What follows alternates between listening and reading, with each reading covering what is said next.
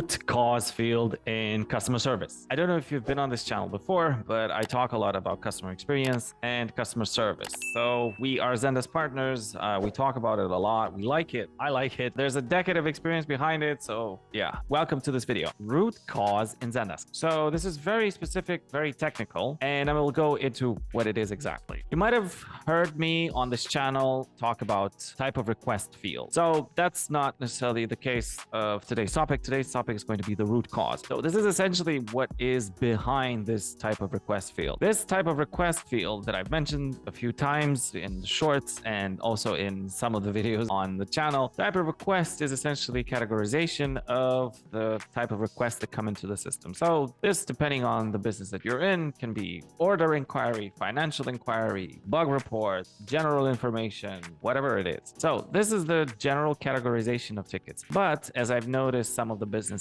that we work with, that's not necessarily sufficient. And why is that? Well, because these types of requests are not necessarily very straightforward, and they have a reason why they happen in the back end. So this is where this very specific root cause comes in. So root cause can be something that relates to, for example, platform issues. It relates to a bug that is present in a system. It relates to a delivery issue with a specific delivery company. So just to give you an example of how this can work. So somebody reaches out and says, hey, your platform has a bug. And then this bug, you can categorize it as a bug. But this has many reasons why it exists, right? So it depends. It can be a bug that comes from your iOS app, or it can be a bug that comes from your Android app, or it comes from your SaaS app in your browser. So, this is related to something very broad when you say bug, right? So you have to go very deep and put a root cause. So the root cause is a bug on iOS platform,